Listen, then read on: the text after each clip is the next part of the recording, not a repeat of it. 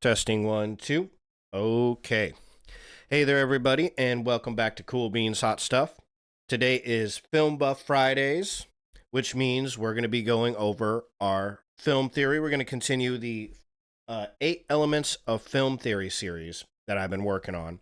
We're on element 1, 2, 3 today. Wow, we got a long ways to go. For some reason, I thought we were on like 4 or 5. We were supposed to be on 4 today.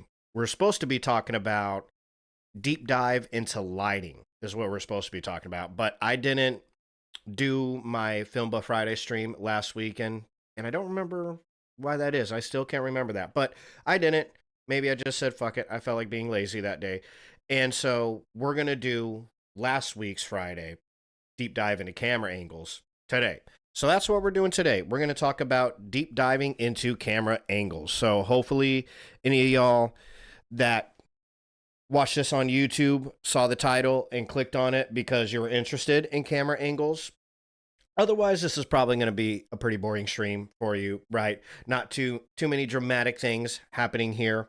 We're just going over, you know, the whole purpose of this film theory, the 8 Elements of Film Theory series that I'm doing is I want to eventually on this channel do film reviews, film critiques, stuff like that, right? I thought that would be fun. And I realized I don't know shit about film theory. Don't know nothing about it. Not just film theory, but like the whole process of reviewing a movie, right? I only know how to like pick out the things that I like about a movie. I'm pretty good with narrative elements because I'm a writer. I've been writing for years, did a bunch of classes on writing, right? Went to school for it. And I know a little bit about it. You know, the narrative elements of a story like plot, character, setting, this, that, the other thing, conflicts, types of conflicts and things like that. That's another series that we were supposed to be starting this month, next Friday.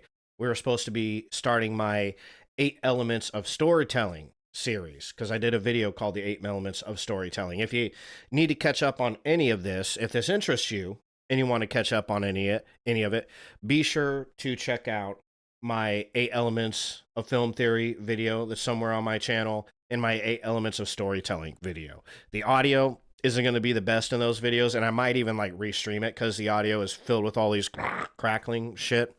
I just got my audio sounding good this week, so fuck yeah. Pretty stoked about that still. But So it's not the cleanest of audio, but it'll give you a good rundown of the 8 elements of film theory and then the 10 elements of storytelling, all of those things. Eventually, we will start on a 10 elements of storytelling series. But I just realized that when it comes to actually critiquing film, I didn't know what the fuck I was talking about. I didn't really know what I was doing. So I'm not the kind of guy that feels comfortable with that, right? Like, I know some motherfuckers, you just like hand them a guitar and they're like, what is this? And they're like, I don't care. It doesn't matter. Just go on stage and play it. And they're like, fine, whatever. And they'll just go at it and they'll completely make an ass out of themselves. Maybe not, maybe, but they don't care. They're like, screw it, whatever. I'll just jump into it. I'm not one of those kind of people. I'm more of a like, I like to know what I'm talking about for the most part, or at least would like to learn about something a little more until I'm comfortable doing it. And that's where this whole learning into film, studying film theory thing started. And so that's what this stream on Fridays, on Film Buff Fridays, has mostly been about for the last, I think this is like the third month that I've been streaming. This is month number 3. So you just started. And for the first 3 months on Fridays, I've mostly been covering film theory stuff. So if you're interested in learning film theory, it's not everybody's bag of tricks, right? It's pretty esoteric. There's not a huge market out there for film theorists, as far as I'm aware. But if it interests you and you want to learn something about film theory to kind of help you get better at critiquing movies, what do they call it? The kids all day long when they're bitching at each other on Reddit, they're all pissing up each other's leg when somebody has a bad take on a movie. They call it media literacy. That's what they call that. So, if you want to like up your media literacy game so you're not getting made fun of on Reddit so much, then check out my past videos on this subject. That's what we're going through, though. That's the whole purpose behind going through all this, is I'm just learning more about all this. I'm learning with you guys. I'm not teaching you guys anything. I'm more learning, and you're kind of along for the ride. So that's what we're doing. So if you watch this on YouTube, and you find it informational and fun, then please leave a like and subscribe. That helps the channel. I'd always appreciate it. And yeah, so I think that's my whole spiel that I had for you today. Let's go ahead and jump into camera angles, the exciting world of camera angles. So, like I already explained, we're going over the 8 elements of film theory that you see, y'all. This is the first one was types of film. We already have a video about that, so go check that video out in the Film Buff playlist. Shots, camera shots, already went over that one too. And now we are on angles, number 3. And then next Friday, we'll be doing all about camera lighting. And that one actually does seem kind of entertaining. I got all the slides together for that. I haven't watched any of the videos yet or anything, but all in all, that actually seemed fun, I guess. The camera angles, not so much. Okay, I'm going to give that to you. Like, that's not the most exciting topic matter for a video, but it is important. These 8 elements of film theory, they are 8 elements that film theorists look at whenever they are critiquing or reviewing a movie, and so these are things that I myself don't actually look at, right? Because I don't know anything about film theory. Just to kind of rant, we're going to throw it over on the rant camera because I got a rant. Okay, this is going to be my rant. So I recently been, for some reason, like all this hip hop stuff popped up on my YouTube channel, and it's like a bunch of like hip hop music reviews and shit like that. And I used to listen to a lot of rap and a lot of hip hop. I used to work in recording studios for years on rap and hip hop mostly, in rap and hip hop recording studios. And it's been a while, but these hip hop and rap videos started popping up on my feed. People reviewing hip hop and rap CDs, right? And I watched a lot of them, and they're very entertaining. So now I get them, they're constantly recommended to me. They're always in my feed. Different guys on YouTube who critique music and stuff like that. And I've noticed there's more than a few of them. Got a burp. Okay. Almost didn't get that one.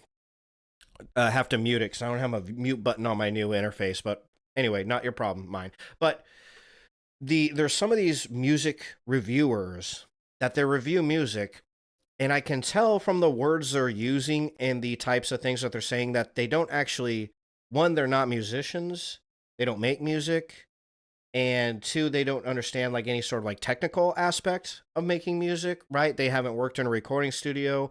They don't understand anything about like mixing, mastering, producing, none of that shit. And they don't have even like an artistic perspective. I guess they don't have an artistic perspective that they're bringing to the table. They don't have a technical perspective they're bringing to a table, and they don't even have like a business aspect they're bringing to the table, right? Like they worked for a record label or something at one point or another. They're just people who like music that are reviewing, which is cool, fine, do your fucking thing, bro. But I personally feel like when I want to hear somebody review something, that I want a review from somebody who knows what they're talking about versus I'm just giving you my subjective opinion on it, right? And so after I learned about film theory, I was like, you know what? I have the choice here. I can go be one of these guys who just kind of gives you my subjective opinion on shit when it comes to movies, or I can give you a little bit more of a informed critique on it, right?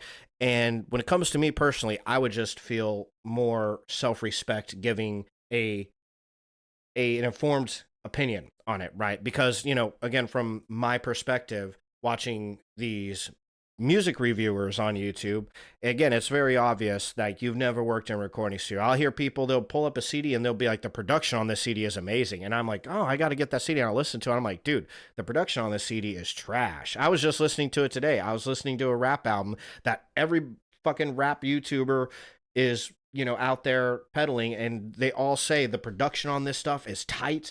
And I'm listening to it, I'm like, dude, this is like a 4-track production, like maybe 4 tracks in a fucking one YouTube session, and the mix is horrible. The mix is horrible. And there's no like ad libs, there's no doubles, there's no choruses. They're not tripling, quadrupling the vocals. They're not adding in any sound effects, nothing. This is just like an old jazz sample on a fucking loop with like probably a 1-track drum machine in YouTube. And this is probably like a 3-track production. You can't say the production on this is good. This is utter shite. This is shit. A fucking 15-year-old could make this, bro. And not like a genius 15-year-old neither, right? Like just some random fucking dude with a drum machine and samples can make this shit. This is crazy that y'all are out here calling this like good production. Like it is objectively not, So I don't want to get caught dead in the water doing that with movies, right? So that's why we're going to take the time to learn the boring shit, even if it means y'all watch my shit and you're like, bro, this guy's fucking, the shit he talks about is boring. Like, go talk about something entertaining and I'll watch your channel. Well, entertaining shit is coming, son, but you got to learn to walk before you crawl. No, you need to learn to crawl before you walk. So that's what we're doing. We're crawling, and crawling is boring. It's not fun. That stage of learning shit, it's never fun. It's never fun to learn about camera angles and mixing. I mean, unless you're into it, to be honest, I kind of enjoy this stuff, but angles is definitely, generally not what people want to do for 2 hours on their Friday, but we're going to do it. We're going to get through it. And then maybe, I'll have a video there that might benefit some of you who enjoy this kind of stuff too, right? So camera angles it is. There are 4 main kinds of camera angles, according to nofilmschool.com, which this is a website that I regularly go back to because they seem to be a really good resource for this type of stuff, right? I have a few others, they're in all my past videos. I got the links all in the description, so you can click on all of them and check them all out, see if you like them. But we're going with No Film School here. According to them, there are 4 main camera angles, okay? Eye level, high angle, low angle, and oblique angle. We're going to learn about all those 4 today and a little bit more. Before we learn about camera angles, the first thing I think is pertinent to learn about camera angles is the difference between camera angles and camera shots. That was something that kind of confused me a little bit when I first pulled this up and we were learning about shots last time. I was like, what the fuck is the difference? And I kind of tried to describe it, and I did a real shit job of doing that. So I was like, you know what? I'm just going to have AI do it for me because they always speak eloquently. So according to AI, and this is a good way to think about it, it's tough to explain, so they do a great way of explaining it. Camera shots refer to the framing of a subject, determining how much of the scene is visible. So when you have any sort of film scene, any kind of scene that's being filmed, you have a set staged, everything is ready to go. How much of that set you're showing in the actual camera, that's the shot. Okay, so if you're showing this much of the main character from the chest up, it's a medium shot. If you're showing the face of the main character, that's a close-up shot. If you're focusing on like the eyeball of the main character or the fucking pimple on their pickle nose, that's an extreme close-up. And if you're showing a way farther away view of like the entire city, that could be an extreme wide shot, right? And if you're doing it at the beginning of the film, people would call it an establishing shot, right? Okay, so the what is being framed, how much of the subject is within the frame. That's what defines a shot. An angle, on the other hand, refers to the perspective from which the subject is viewed. So by perspective, again, substitute the word angle. Okay. That means something. I just didn't randomly do that. The camera being above you and pointing down on you is an angle versus a different angle or a different perspective than the camera being on the ground pointed up at you. Those are two different angles. So if the camera is tilted in any direction, or just straight forward, that's the angle, right? That's the difference between a shot and an angle. So good to know, right? If you don't, this is your first jump into the music theory series that I'm doing here, then I suggest you go back and at least look up the video on deep dive into shots so that you get a little bit of a better understanding on shots themselves, because we do dive pretty deep into that one like we're going to do with angles here today. So it is also good to know that, because a lot of places, a lot of websites I've gone to, you'll notice call them shot angles. 9 shot angles and levels, shot levels and shot angles. So there's a difference between a shot and an angle. Just know that when somebody's referring to a shot angle, they're referring to an angle, like the angle of the shot. They got the shot, medium shot, what was it, medium shot, cowboy shot, close-up shot. Now they're talking about the angle. The shot angle or the shot level would be the angle, okay? So the first one we're going to go over is the, let's see, high angle. Well, they got us on high eye level. You know what? We're going to go with low angle. We're going to jump over these two and start with low angle. So the definition of a low angle, another burp, and another one. I just ate a blueberry muffin. That don't particularly make me burp, but this one is. I just woke up too, so if I'm like a little slow or a little ditzy, more than usual, I mean, it's because I just woke up and then had a blueberry muffin and came down here to talk about camera angles. So, definition of a low angle is when the camera is positioned below the subject looking up.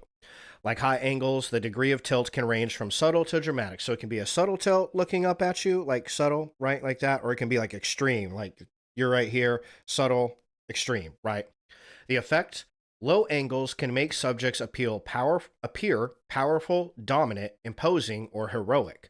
They can also exaggerate height and distort perspective for a dramatic effect. And that sentence right there is the perfect reason why we're going over angles. The reason film theorists and critics focus on things like angles in shots, because directors, cinematographers, everybody involved with a film, they're making decisions based on attempting to give the audience a certain emotion, right? And a certain impression about what they're seeing on the camera, right? What's being shown.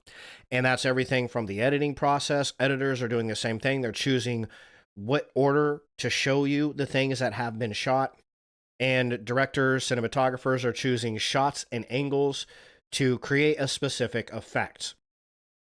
And whether or not they do a good job at creating that effect is what you, as a film critic, a film critic, that's the word I'm looking for, or a film reviewer, right? That's what you're focusing on, is did they do a good job? If they wanted to create a powerful, dominant, and imposing or heroic feel for a particular character, did they use any low angles to do that? And did they have some low angles in there where it was like, why in the world are you using that? What was the purpose of using that low angle there? It just makes no sense. Are they just randomly doing shit to do shit? Or do they actually have a purpose behind why they're doing it? And is that purpose coming through, right?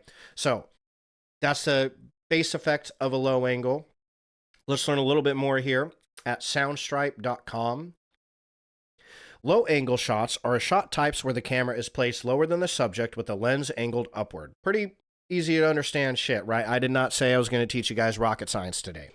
This creates a perceived effect of making the viewer feel lower and at the mercy of the subject or subjects, while the subject appears stronger and more in control. We have an example above of a low angle medium shot from Pulp Fiction. There you go, which itself is a favorite trunk shot from director Quentin Tarantino. Yeah, Quentin Tarantino has a lot of these trunk shots in his movies. If there's cars in his movies, the trunk shot's a very common one. It's the cameras inside the car trunk. These guys walk over to the car trunk, open it, cameras inside, tilted upwards at them. And they're usually in there loading guns, right? This shot almost always is preemptive for a big shootout that's about to happen. The characters are coming in and loading up their guns and checking their guns because they're going to get ready to go do some badass shit, right? So, like, in that context, that low angle kind of does make sense, right? It's giving you this feeling of, oh, these are some badass dudes, right? The whole point of that low angle is to create that sensation of powerful, strong, heroic, in control, right? Well, right before your main characters go into a shootout, using that angle makes sense, right? Okay. So this shot in particular is a good demonstration of an extreme low angle, as the camera makes the viewer feel like they're literally inside of a car trunk looking up at these characters. The psychological result is that Jules and Vincent, the two characters there, appear both menacing and powerful, while the viewer feels a bit uneasy and helpless. Those guys feel menacing and powerful to you? Do you feel helpless at that? I don't know if it's that extreme of an emotional reaction, but you know, you understand. This foreshadows how the next few scenes will go for the characters in the story. That's kind of like, I mean, they basically just copied everything I was saying right there, right? That, yeah, this is a good shot because what's about to happen is these dudes walk in and throw some serious pain down on some motherfuckers who need it. So it's good for establishing that, right? So the way today is going to work is I'm going to go over these most basic angle shots that you kind of want to know. And then we're going to watch a short little video about it. This is from, let's go over the YouTube screen. This is from Studio Binder. Studio Binder is an awesome fucking YouTube channel, especially for film theory orientated stuff. And I have scoured YouTube for film theorists and film theory YouTubers, and there's just not a lot. There's not a lot of them at all anyways, but there's especially not a lot of good ones. No. There's, you know, a handful of people who are doing the film theory thing on YouTube anyways, because let's face it, most of you guys aren't coming over to YouTube to learn to up your film theory skills, you know. So it is what it is. But out of that small group of people over here that's doing it, a lot of them suck. A lot of them are like, they really stink at it. That's not Studio Binder. Studio Binder is really good at it. Check them out if you're interested in film theory orientated stuff. As you can see, I'm subscribed to them. I suggest you do too. Go over to their video, give it a like. This channel's got so much good content in regards to film theory stuff. Like, I've got two or three of their angle videos specifically on angles, because they're about the only channel that was doing this where they actually give us a 4-minute talk about the low angle shot. Because most people don't think you can't, you know, how can you make up 4 minutes worth of material about a fucking low angle, right? You know, this guy does it, and it's pretty entertaining. He does a good job, and he's about the only channel that has that, right? So we have 2 or 3 of his videos in here. I had to cut down how many videos of his I was going to show you guys because he just has so many. It would end up being a fucking like 3-4 hour long video by the time I got through all his videos. So go to his channel because he's got a lot more videos on camera angles. We're just going to learn about the basic angles today, right? So let's start with learning what Studio Binder has to say regarding the low angle shot. Check it out. If you've seen our videos about high angle shots, you know that a high angle makes characters appear weak or vulnerable. Everything stops. In this video, we're going to look at the opposite of the high angle, the low angle shot.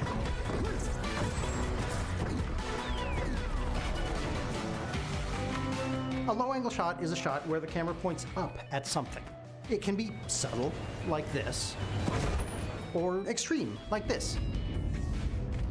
Low-angle shots have three primary functions. They can make a hero seem powerful, and they can make a hero seem vulnerable. Although this is generally true, low-angle shots can sometimes combine elements of both types of low angle represented in the same shot. Oh, that's kind of interesting. So let's take a closer look at low-angle shots and figure out how we can use them to improve our visual storytelling. German Expressionist films of the late 19-teens and 1920s consistently employed the use of low angles. Here's an example from Nosferatu, the prototypical vampire film from 1922.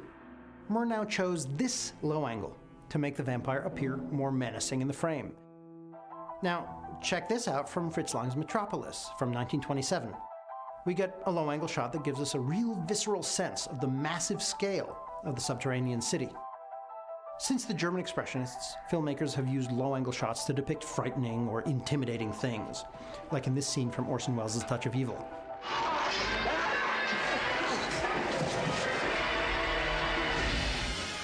But the thing that makes characters frightening or intimidating is their power. And it wasn't long before filmmakers realized that the low-angle shot can depict a good kind of power too. Check out this legendary shot that introduces John Wayne's character in John Ford's Stagecoach. With the camera just below eye level, our movie's hero seems particularly heroic and grand. For the last 90 years or so, movie heroes have been given this same treatment. And these low-angle hero shots don't need to be very extreme. As long as the camera is just a bit below their eye level, the effect works. Filmmakers who know their film grammar, they might combine it with things like camera movement for a more pronounced heroic effect, like in this moment from Tarantino's Django Unchained. But some filmmakers have used low-angle shots to achieve a very different effect. Let's take a look at this famous scene from Citizen Kane. See what I mean? This guy gives you all the info you need. He's really good at this. And yeah, really like his videos, man. There's like so much information in just such a short time frame that you almost got to go watch the video twice to really get a hold of it, right? So make sure you check this video out on his channel and subscribe to it if you like it. Here, we have Charles Foster Kane, played by Orson Welles, on the left. He's just been defeated in an election that he was certain he'd win. Better go home and get some sleep. You too.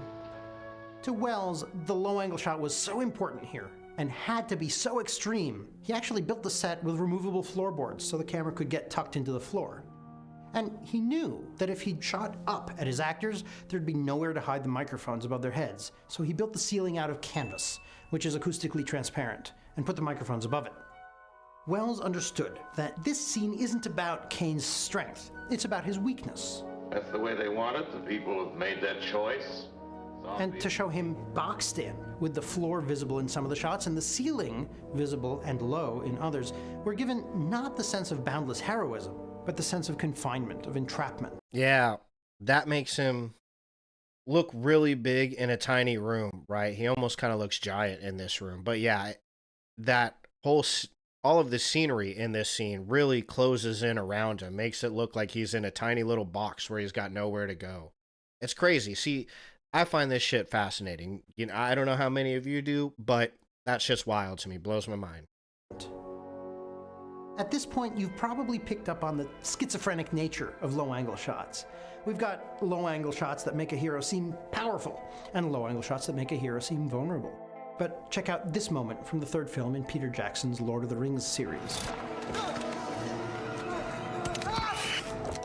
Here we have both types of low angle represented in the same frame.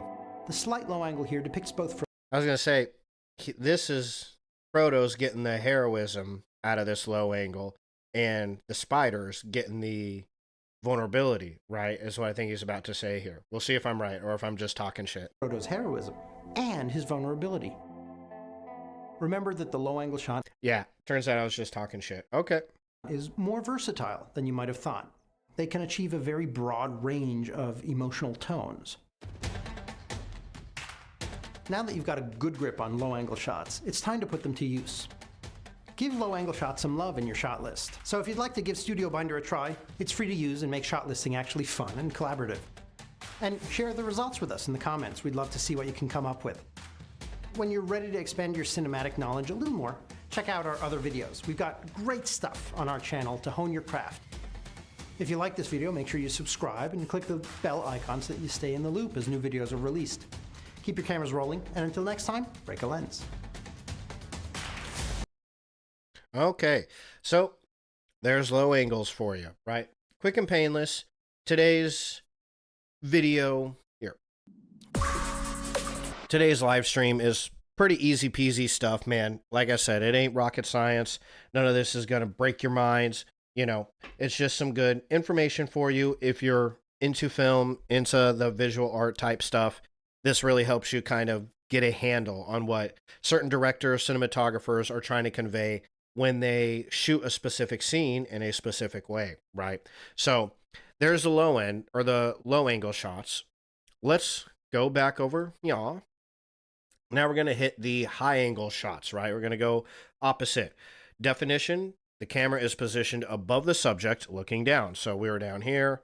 Now we're going to be up here. The angle can again be subtle or extreme.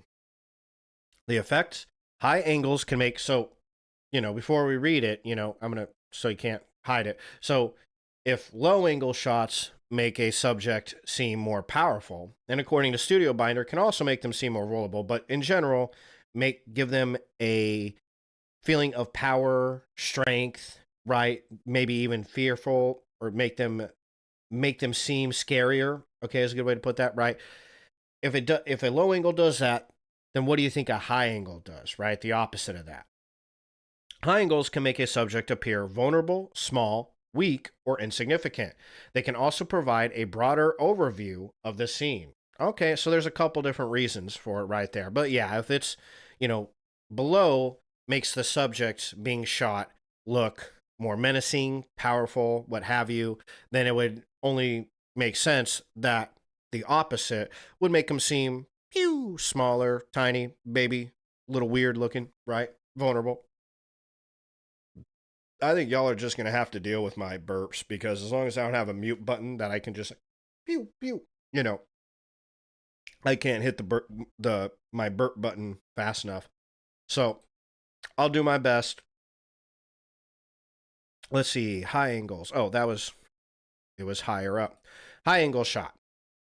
So our first camera angle shot, or their first camera angle shot, our second, right, because we're getting pretty well versed in this, is the aforementioned high angle type. What is this camera shot, you ask? Well, it's simply a shot where the camera is higher than the subject of the composition. The camera is angled down and presents the subject in a way where the viewer feels the height from above. You can see an example of this in this famous scene from The Shawshank Redemption. That would be this guy right here. Although it's important to note that this would be considered an extreme example of this shot. See how by extreme they mean the angle is very extreme. It's almost entirely over him. Like if he was my mic's like, you know, that's him. The angle is almost straight over him. It's like right here, right? Versus a less extreme shot would be kind of like right here, right? Just very subtle angle compared to that extreme over the top angle. You can make the argument that it's even more of an overhead, God's eye, or bird's eye shot type, but we'll get to those later. Yeah, so just like shots in themselves, right? Some people, when they go over the basic shots, they're like, there's the wide shot, there's the medium shot, close up, extreme close up, this, that. Okay, you know, they give you like 5 different shots and that's it, right? That's what you gotta, it's basic shots. Once you start diving deep into the woods on this, there's other variations in between all these little shots, right? They got like the medium shot and then they got the cowboy shot. Medium shot cuts off at just below the chest, but the cowboy shot would cut off just below the waist, right? And a full shot, I think they called it, right? A full shot would cut off just be above the knees, right? So just in between there is the cowboy shot, which is, if you watch that previous video, a cowboy shot is called a cowboy shot because it cuts off just below the hips, which gives you room to see the cowboy's gun, right? Which is important context for the shot. If the cowboy has his hand on his gun, that means shit's about to go down, right? So a cowboy shot shows that holster on his hip. That's why they have that specific shot for cowboys, and it's called the cowboy shot. But anyways, so you get all these little variations that happen in between, and it ends up adding up to a lot of different kinds of shots and angles. Or you can kind of just approach it from a rough estimation kind of view, where it's like, well, if it's below his waist, then I'm going to call it a full shot. That's what it is. If it's above the waist and shows some of the chest and shoulders, and I'm going to call it a medium, whatever. Some people might argue with you, but you're really getting into the little tiny details of something when you start getting into like the difference between a God's eye or bird's eye shot, and an overhead and an extreme high angle and all this other shit, right?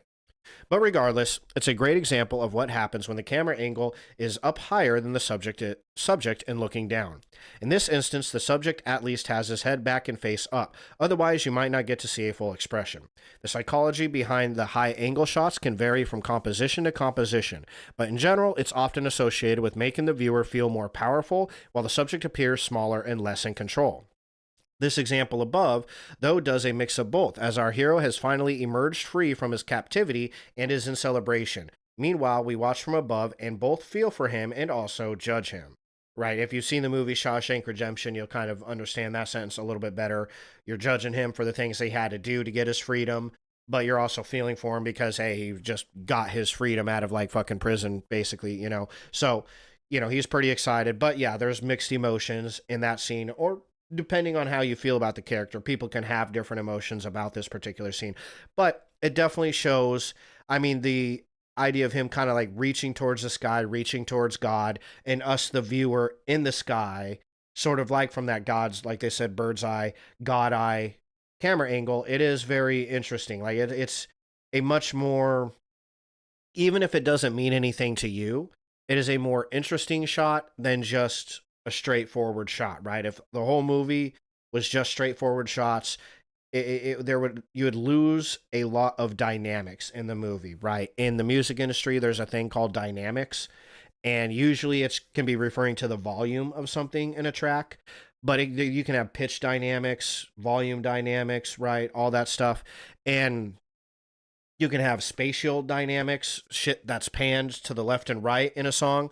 And when you have a track that's completely void of dynamics, everything is panned dead center, so there's no spatial dynamics happening here. Everything's at a continuous volume, which does happen a lot in modern day music because of the compression, a really intense amount of compression. And what's the more so than compression is, oh my God, I can't believe it's not a leveler. I'm totally stumped on the word that I'm trying to look for here. I got one over here. Never mind, I don't. Actually thought let's see. Maybe it is a leveler. No, it's not a leveler. I can't think of the word for it, but I'm not going to like waste a whole bunch of time getting into it. And it's a really extreme compressor. It's an extreme amount of compression on a track, makes the volume for the track like this, so it's just like the track has the same volume throughout the whole thing.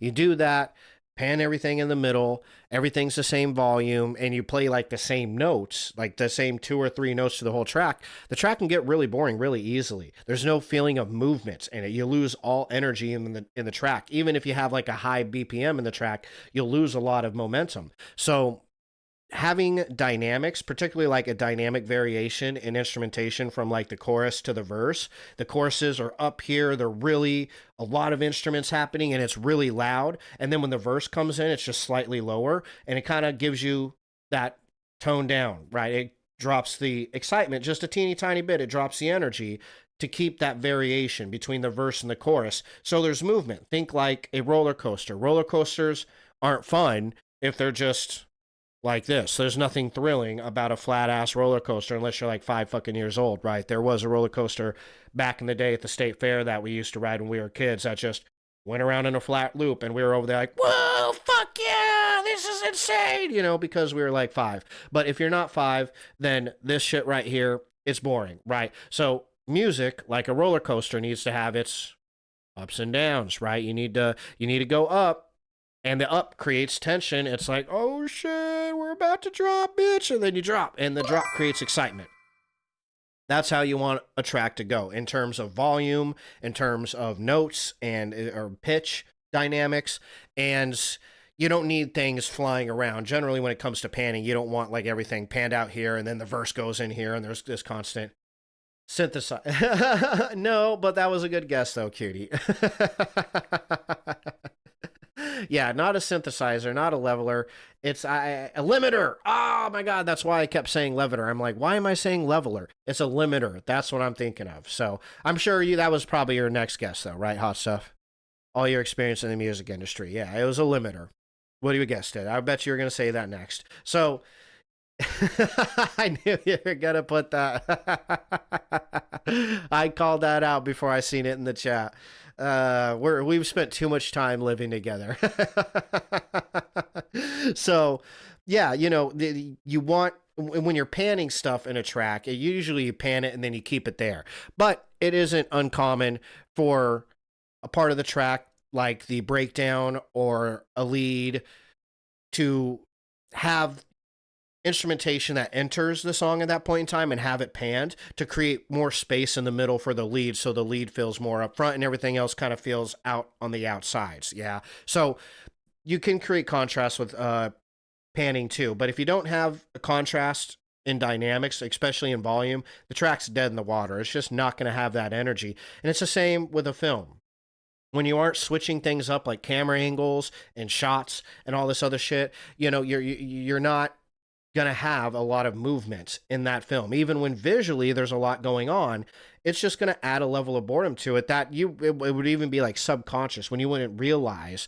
You think, oh, this is kind of fucking boring, you know, but a lot of it would be because there's no visual dynamics happening here, right? So anyways, that was my rant. I missed my rant screen, but I ranted anyways. We're going to go back to Studio Binder. Had a cough. We're going to go back to Studio Binder here for a second, and they're going to give us a quick 5-minute video on high angles now, right? So you're kind of getting the whole, how the stream's going to go here, right? We're going to bounce back and forth between the videos, the angle, boop, boop, boop, boop, boop, until I'm done with you guys. So here is the Studio Binders video on high angles. Make sure you give it a like and subscribe. Okay, check it out. Today, we're going to take a closer look at something you've probably seen 1,000 times, the high-angle shot. I really like this guy's hats. He's always got a different hat in every video I've seen. When you see him, in some videos you don't even see his face, but whenever you do, he's always got some sort of goofy-ass hat on. In the last video, I was like, oh, this guy's Jewish? Because I could have sworn he was wearing a yarmulke. Now, I don't know what you call that, but it's a thing. High-angle shot. When you got a mustache like that, you can rock pretty much any kind of hat, though. That's facts right there. You got this curvy-ass little mustache that does this thing. That's not a mustache. That's a moustache. When you got a moustache like this, you can wear any kind of motherfucking hat you want. Angle shot. If used right, this shot will take your filmmaking literally to the next level. So, what is a high-angle shot? A high-angle shot is a shot where the camera points down at something. It can be subtle, like this, or extreme, like this. It can be a tight shot, or it can be very wide. High-angle shots are awesome, but I've noticed that very few filmmakers make good use of them. Oftentimes they're used arbitrarily, just because they kind of look cool.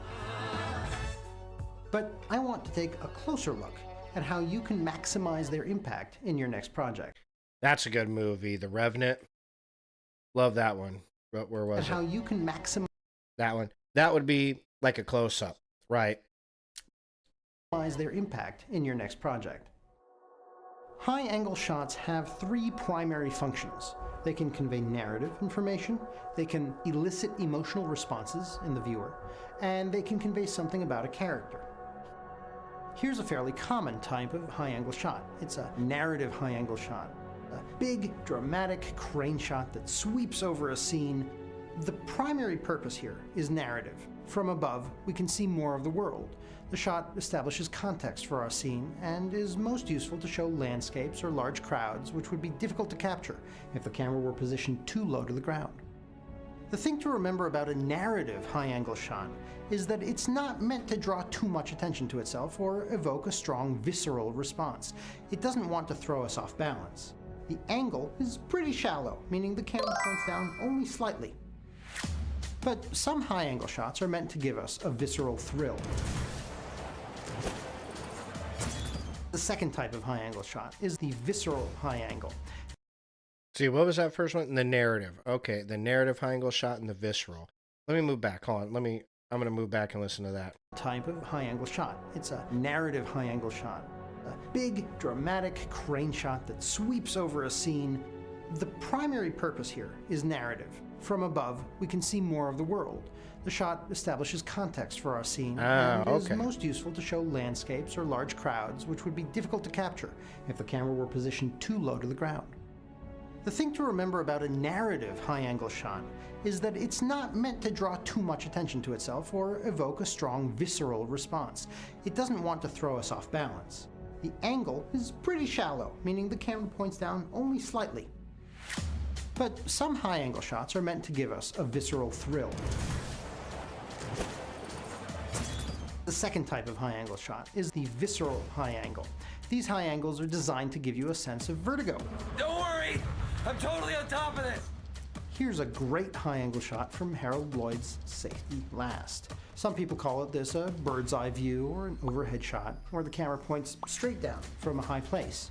A shot like this doesn't usually convey new information about the scene, but it definitely makes an emotional impact. It makes us feel uneasy or anxious. Ooh, that's a good one. Check out this moment from Hitchcock's North by Northwest. Listen to me, I had nothing to do with this.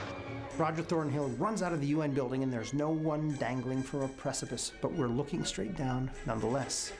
And in this scene from Minority Report, Spielberg makes us feel much the same way. Again, no dangling hero, but boy is it anxiety-inducing. What is he talking about? There's a dangling hero right there. He's literally dangling.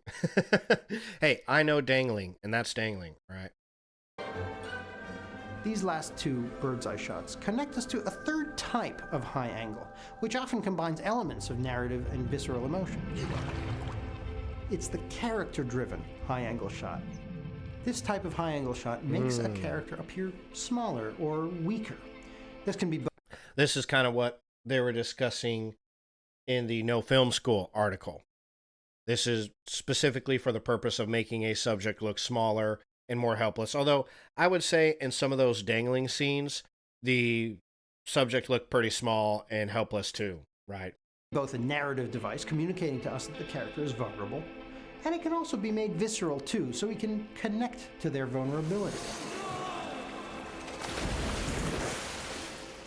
We feel for them. In some cases, we fear for them. Some filmmakers use high-angle shots for very specific narrative emotional purposes. Most notable among these is Hitchcock himself. Consistently in Hitchcock films, when his characters are in jeopardy, he positions the camera high above them. Again and again, the high-angle shot shows us characters who are in trouble, on the run, or about to encounter mortal peril.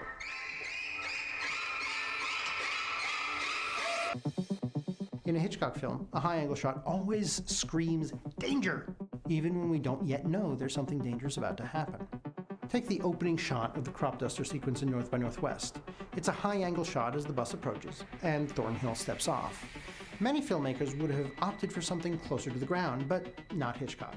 By opening the scene with a high angle, he introduces a subtle note of danger, and by placing his character into the shot, Hitchcock alerts us subconsciously that Roger Thornhill is in danger. We're primed, we're anxious, so even though the scene is long and methodical, we are on the edge of our seats. So, if you're a filmmaker and want to make the most out of the high-angle shot, here's how it breaks down.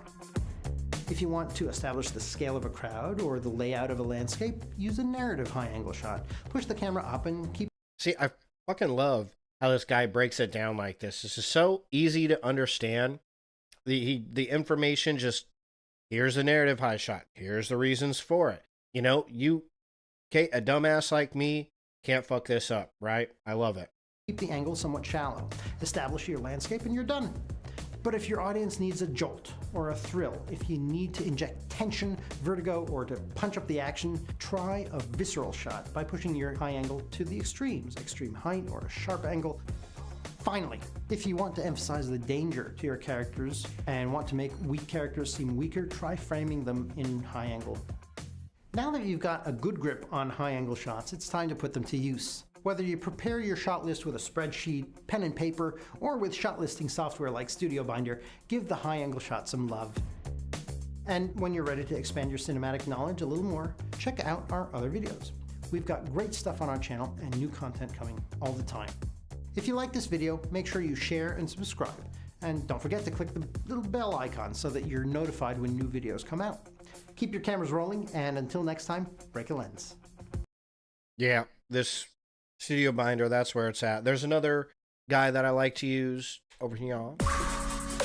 There's another good film theory channel. There's so few of them. There's another good one, though, called Media Insider. That's really good. I don't have any Media Insider stuff on this particular video, but I use his stuff in other film theory videos that I do. So check out that channel as well. You'll definitely see some on my live streams though. So, but yeah, make sure you give that a like and subscribe. I love how he just puts that information there for you to see it. It's just like, blah, here it is. That's why you need to know it. This is what it does.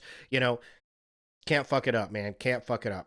So there's a high angle, right? Got a couple different uses there. The narrative high angle, visceral, to increase the attention, the excitement from the scene. And then the character driven one, which is more for the sake of creating some vulnerability in the character, right? So there you have it. Look at you learning all this shit. So the next one we're going to start with we're going to pop back over here to eye level in a second because I have to pee. So I'm going to put you on my I have to pee screen. This is it right now. And I will be right back.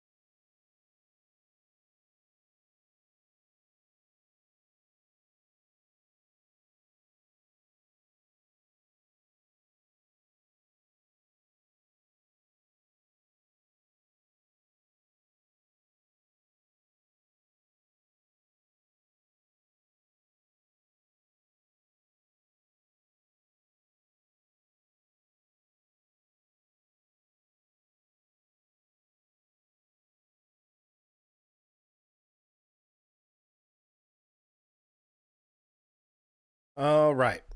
And we're back. Okay. That was a quick pee.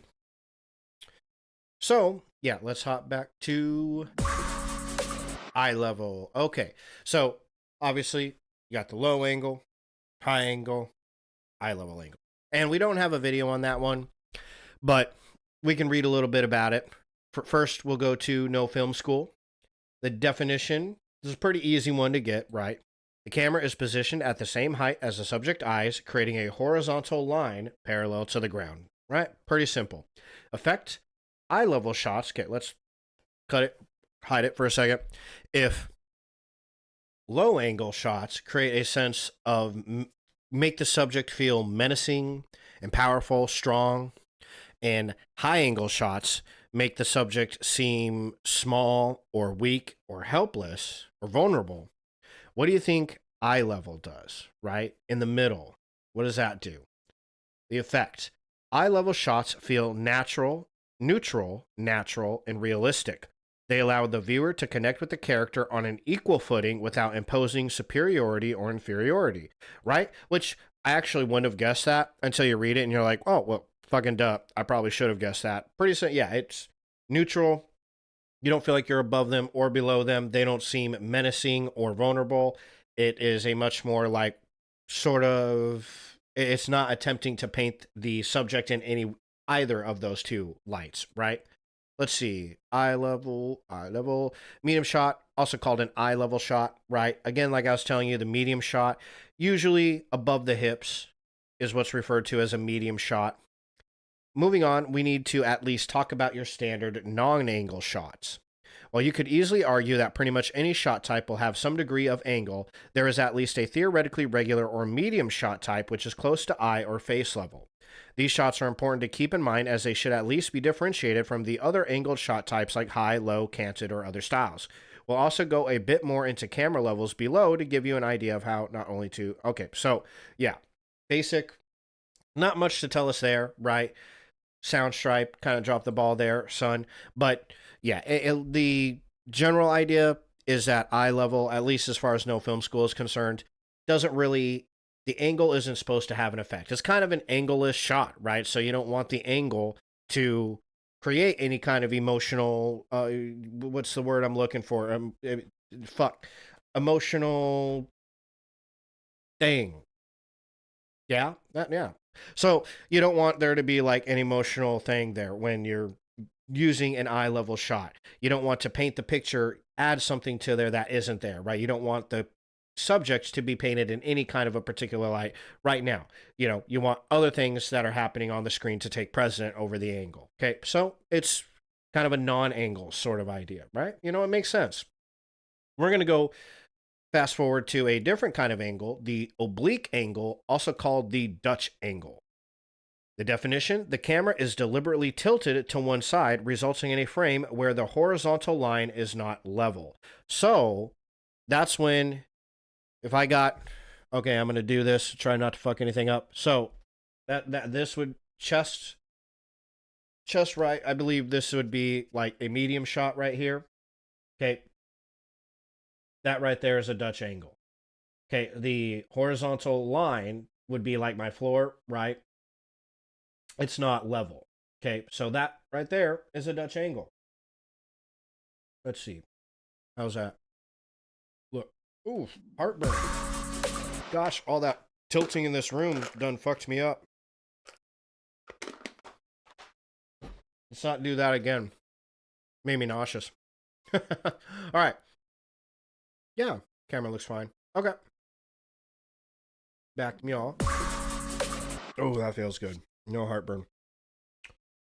Maybe if we do one of these numbers like that. Okay. Yep. Yeah. All right. So, have to get the shot perfect, right? We're talking about shots. So, that's a Dutch angle. Camera can be eye level, it can be high, it can be low, it can be whatever, but it's tilted. Easy peasy. Lemon squeezy. The effect? Oblique angles create a sense of disorientation, unease, tension, or psychological imbalance. They suggest something is off or unusual in the world of film, the film. So creates disorientation, unease, tension, kind of, gives you heartburn sometimes, right? That's a Dutch angle. So let's go back up here. Because I'm pretty sure, no, high angle. Was it down? Yep, right here. Dutch or canted angle. So that's Dutch angle, oblique angle, or canted angle, right? And that's another thing. Any industry you're in, you're always going to have things that there's 15 different fucking words for it. So it's really funny when you get into wrestling, all the different words they have for a single move. There's one called the cow catcher. If you learned wrestling on the West Coast, then you'll have heard of a cow catcher. Or no, excuse me, if you learned wrestling in the Midwest, then you'll know of a move called a cow catcher. But if you learned wrestling in I think it's West Coast, you don't know what a cow catcher is, but you've heard of a cement mixer, right? And then if you know anything about, if you learned how not freestyle wrestling, but you learned this particular move from jiu-jitsu, you don't know what either of those two things are, but you know what an anaconda is, right? Or excuse me, not an anaconda, a gator roll. I get them mixed up because they're both animals, all right? But a gator roll. So those three things are more or less the same move. There's slight differences. You know, some people make up differences, but realistically, they're pretty much the same wrestling move, more or less, right? Some people say, well, it depends on how you rotate the person, or it depends on if their knees are standing. It's like, okay, well, maybe. But in general, you'll see people all over YouTube. Somebody gets gator rolled in a YouTube video, and they're like, oh, it's a cow catcher. And people are like, that's not a cow catcher, you fucking stupid idiot. It's a fucking cement mixer. And, you know, it's nobody can just agree to disagree and say, well, we all learned it called different things. Moves like that all the time. And same with camera angles. You're going to get different names for them. So the canted, Dutch, or oblique angle. As one of my favorite shot angles and types, that's this guy from Soundstripe. The Dutch angle shot, also called a canted or oblique angle, is one of the most powerful camera angle tools in any cinematographer's arsenal. The Dutch angle is achieved by rotating the camera on its roll axis to a degree. You can think about it as putting some cardboard underneath one side of your camera so it sits unevenly on a surface, or just picking it up and turning it. Let's look at the example of the Dutch angle in action above in a scene from Die Hard. As you can see, the camera is angled a bit to its right, which makes what would have been perpendicular lines in the composition appear crooked or canted, right? So that's this one right here. You can tell because if when you are looking at it, it's cut into a picture that isn't, right? This square right here is not angled. So it's kind of hard to tell that the camera's angled, right? But you can tell because look at this wall here. See the wall behind him, how it has an angle to it? It's not perfectly vertical the way a wall is. Okay, these angles are slightly off, which gives it a disoriented feel. Look at his shadow. Like you throw his shadow in there with the lighting, there's some, what do they call that? Uplighting happening down here. And it's casting a shadow on the wall that's tilted, creates that very almost kind of like, it makes him look evil as shit, right? It makes him look like an evil fucking psychopath, which in the movie, that's what he is, right? He's an evil butthead. Okay, so we're going to hop over to another YouTube channel for this video representation of the Dutch angle called Now You See It. Now You See It's another one that I go to, a little bit less subscribers. They have a lot more. Their video topics, they do dive into film theory on Now You See It, but they also dive into a lot of interesting stuff. It's really hard to explain. It's a very interesting channel, though. They have conversations about movies on this channel that I don't see happening anywhere else. So it's another one of my favorites. I highly recommend this channel. If you're interested in film theory, you definitely got to check these guys out. Because the amount of videos they have is just fucking unreal. I don't know how long this guy or these people have been going at it, making YouTube videos, or how often they make videos, but they got so many videos. It's insane going through their library on YouTube. So definitely go check them out. You will never run out of videos to watch. But right now, they're going to teach us about the origins of the Dutch angle, right? Going to hit the Dutch angle from a different angle, so to speak. All right, so check it out. In 1922, Soviet filmmaker Dziga Vertov wrote about his hatred of D.W. Griffith and other popular directors at the time for making movies that he called carbon copies of novels and theater. The camera is a boring, objective spectator watching the action unfold, and there must be a plot relayed to the viewer with title cards. He calls it leprous, mortally dangerous, and contagious. His response was A Man with a Movie Camera, a documentary that changed the way people made movies forever. The camera becomes a character in the movie, showing us how he pulls off his different shots. He made strides in slow motion, double exposure, and split screens. He makes his goal very clear in the title sequence. No sets, no actors, no scripts, no title cards. Only the absolute language of cinema on the basis of its complete separation from the language of theater and the novel. And it's in this way of thinking that he used the then experimental Dutch angle, which shows up several times in the movie along with the other camera innovations. And while he was not the first to use the Dutch angle, he knew exactly how to do it.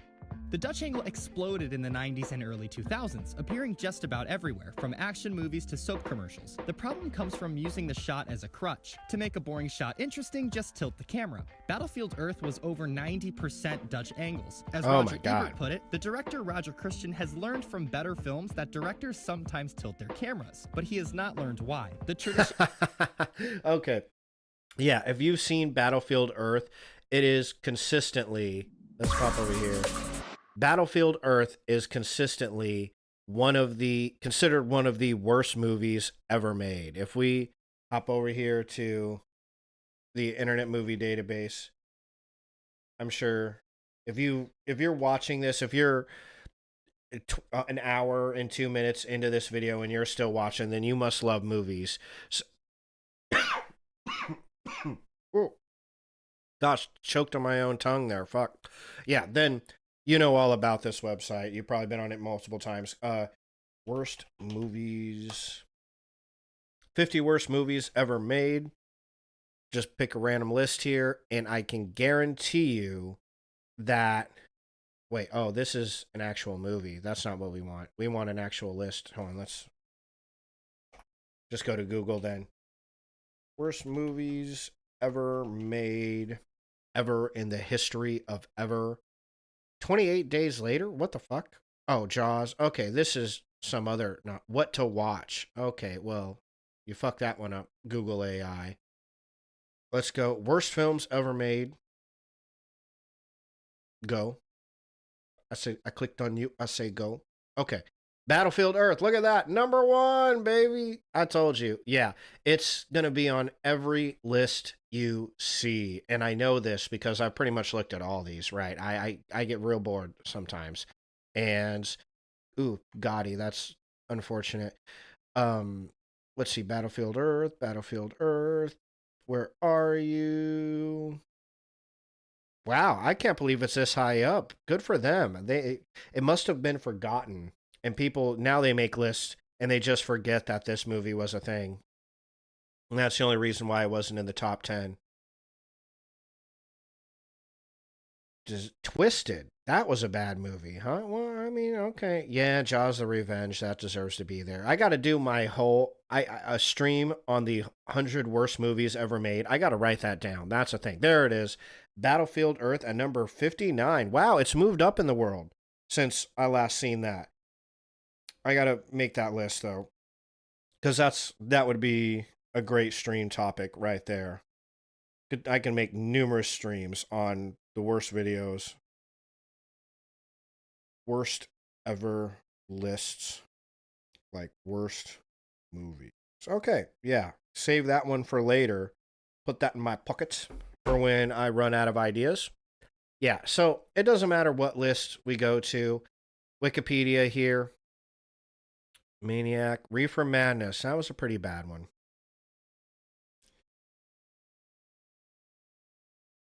Yeah, Plan 9 from Outer Space. That's a bad movie that's enjoyable, though. That's like so bad it's good kind of movie. You know what I'm saying? Some of these haven't even heard of because we're getting. Oh, yeah, the Exorcist, The Heretic. Ew, yeah. I Spit on Your Grave is considered one of the worst. Interesting. I mean, I know people really hate that one. Caligula. I didn't know that was on here. There is just a lot of banging in that movie, which, you know, it doesn't necessarily make it a bad movie, right? Except for, you know, it kind of does get to a point where it's like, look, I could just watch porn. I don't need to watch this. Like, if that's all this is. Showgirls always gets thrown on there. And man, you know, that actually ruined the main actress's Elizabeth Berkley. Oof, that destroyed her whole career, which is really sad. Batman and Robin, yeah, that's always on the list too. Battlefield Earth, there you go. First one in the 2000s. Always going to be on the list. No matter what list you get, that's in the last 20 years.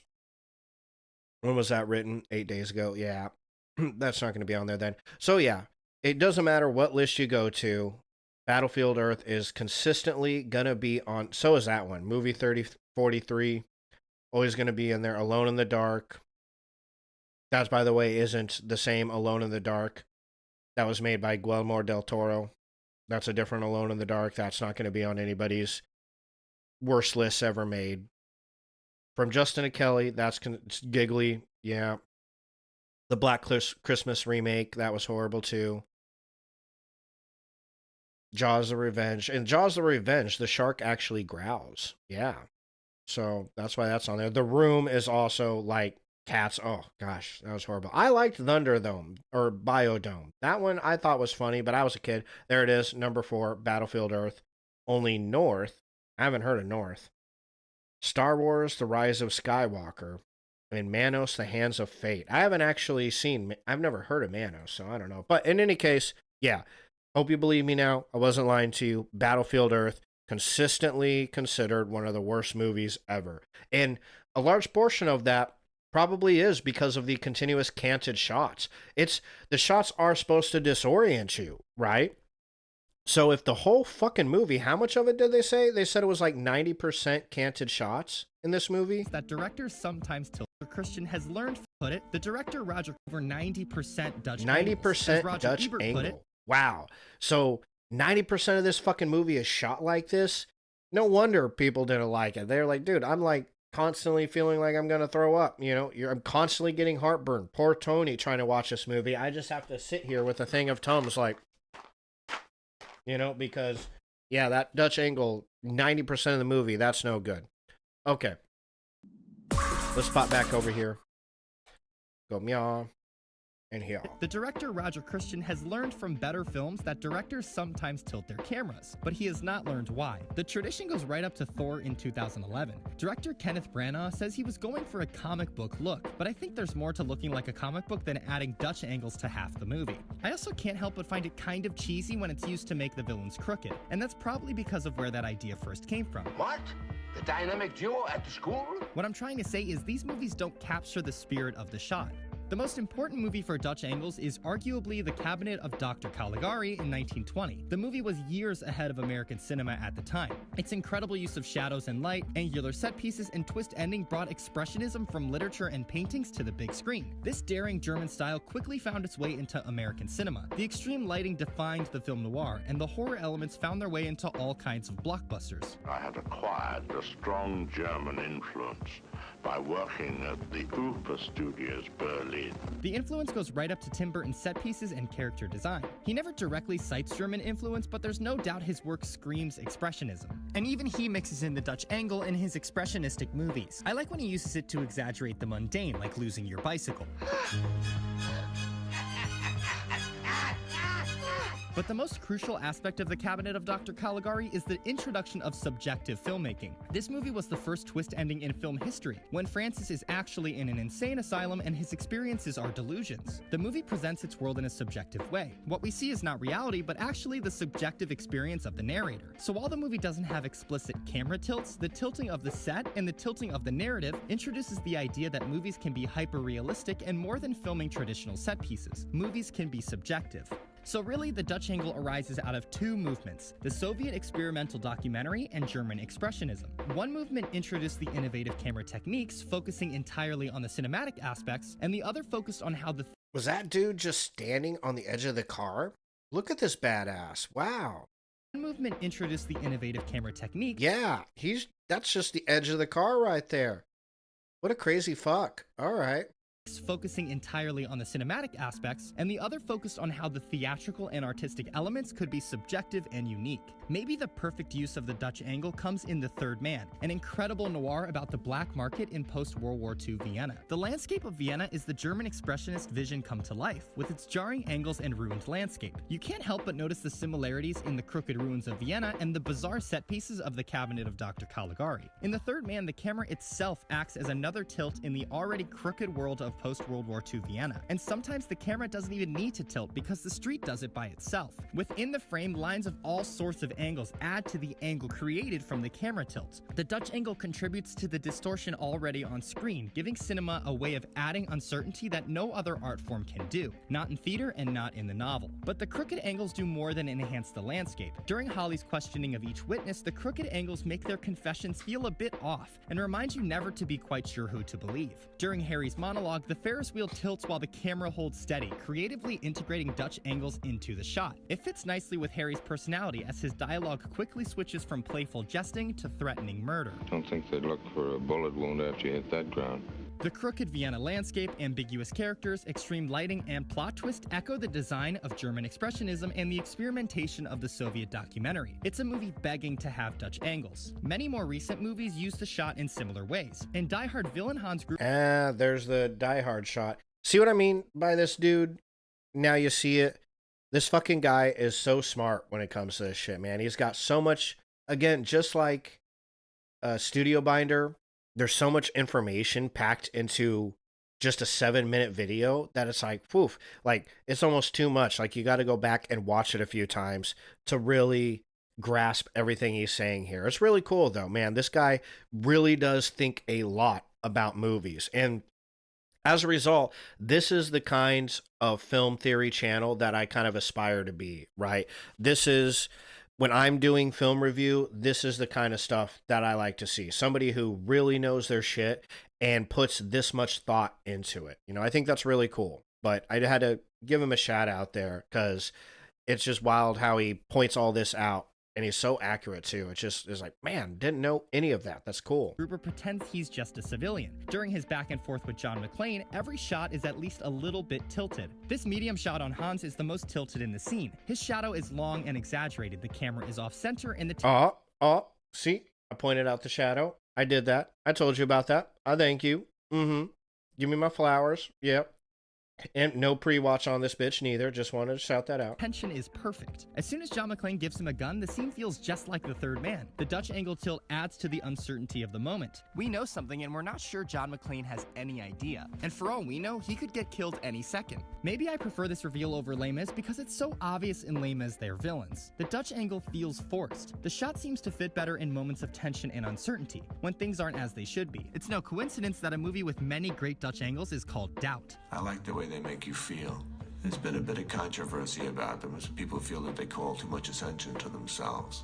But actually, you know, I just watch other movies that are filled with Dutch angles and you don't realize it because they use them so much it doesn't particularly mean anything. And even all these years later, the movies with well thought out Dutch angles still have the expressionism. And then out in back of these same apartment buildings were these German expressionistic alleys. And they also have the experimentation. You know, producers came in and said, look, you know, you also got to shoot it foursquare in case this doesn't work, which I certainly couldn't blame them for doing. But I ended up liking it very much. I even put it in the trailer. The kind of Dutch angles I enjoy seem to be the ones that stay true to where the shot came from. The angle shows off what makes filmmaking unique through its emotional manipulation of a Raging Bull. That's a good movie. scene. So when your moment features the classic unsettling nature of the cabinet of Dr. Caligari, then it's perfect. And when you use it just because it looks cool, it seems to lose some weight. But I'm not trying to say that there's some obvious way to use the Dutch angle. It's a very emotional shot. You may enjoy how it feels in movies that I don't, and we're both right. Or you could say I'm looking too far into the shot and the Dutch angle is just a way to tilt the camera to make a scene interesting. But I think if you look more closely, you can see how the shot means quite a lot. The shot in many ways represents the original intent of directors to use filmmaking as a unique art form. The tilting of the camera is the purest form of subjective filmmaking. The unease of the Dutch angle makes cinema special because you can't do it in theater or the novel. And when it's used, it pushes boundaries for what movies are capable of. So what I'm saying is the Dutch angle is a perfect representation of what makes movies better than all that other crap. You want to go to the movies? Yep. If you want to learn more about cinematography and how to make your own filming look like a high-budget movie, I recommend this course by cinematographer Ryan Booth. He gets in depth about how the professionals light their scenes and shoot on location. It's actually rare to have someone so experienced get into such detail online. The first 500 people to click on the link in the description below can get 2 months of completely free access to Skillshare. That's Ryan Booth's class and over 20,000 other classes across cinematography, video editing, photography, marketing, business, and tons of other ones. If you're not a filmmaker, you can still definitely find it valuable. I don't know. I've never used Skillshare, but I do have some other apps that I use when I'm learning about shit. Never tried that one, though. I'm going to have to check it out. But make sure you check out Now You See It. Give them a like and subscribe, especially if you like film theory type stuff. Okay, so let's pop over here. Now we understand the Dutch angle, right? Let's see. Oh, that's a good important note here. The effect of these angles can be highly contextual and depend on other factors like lighting, composition, and the film's overall tone. Well, that's probably important to note, but that covers what no film school has to say about angles. Burp, and I went for my burp button, and it's gone. No burp button. I suppose I could always crank the volume, maybe, but not that volume, because that's just the headphone volume, so I won't hear it, but you'll hear it. I'll figure it out one day. So we're going to learn about some of the more, what's the word? Not esoteric, maybe. I guess the lesser known it's kind of as esoteric, the lesser known angles that you would find in movies, right? So we hit the eye level, low, high, and Dutch angle, also known as oblique, or the canted angle. Those are the four main ones. And now we're going to learn about some others. Here's the overhead, or the God's eye or bird's eye shot, right? We kind of already went over this one a little bit when you get into the extreme high angle. When it's directly, if my microphone is the subject, it's directly over the top of it. That's your overhead, God's eye, or bird's eye. As mentioned earlier, an extreme version of the high angle, see, like I told you, is the overhead shot. Similar to a high angle shot, the overhead bird's eye view shot is meant to be framed where the audience is looking down at the subject. I believe this is from The Master, if I'm not mistaken. Joaquin Phoenix right here. Oh, it's going to tell us, yeah, The Master. Ha, look at that. Similar to a high angle shot, yada yada, we already said that. Here's a great example of an overhead shot from The Master. As you can see, P.T. Anderson has put his camera high above his subject so that the camera appears to be looking straight down. This is a truly creative frame as the composition allows for there to be plenty of information in the foreground, our subject, and in the background, the sailors below. The psychological effect of such camera angles is one of omnipresence, hence the God's eye view moniker. When looking directly downwards at a subject, the viewer feels a new level of disconnectedness, almost as if they are an impartial observer. There is also a heightened awareness of the setting and a character's environment and how they play into the character's psyche. Okay. So there you go. And this is kind of going over eye level shots, sitting level, this is knee level, this is going over level of the shots. Wasn't something that I guess, this is something that Soundstripe goes into, but it wasn't something that really had to do anything with the angles that we're going at today. We can come back to it here at the end of the stream if I have time and talk more about like levels of shots, right? But we're just focusing on angles today, which is the perspective. I suppose level does kind of play into that. We want to go into a different angle. It is a kind of shot, but the angle itself, it plays into camera angles. This is the over-the-shoulder shot. So if you watch my shot video, you'll notice the over-the-shoulder. It's when you have the camera behind one person, that would like be me, talking to you, camera's back here, and the camera's focused on you with me in the foreground. That would be an over-the-shoulder shot. Excuse me, fuck balls. I'm just choking on everything over here. So this is an interesting shot and an interesting angle to shoot from because it's kind of over off to the side, taking the subject and tilting them, giving us a perspective of two different subjects that has a bit of its own meaning. Fuck balls.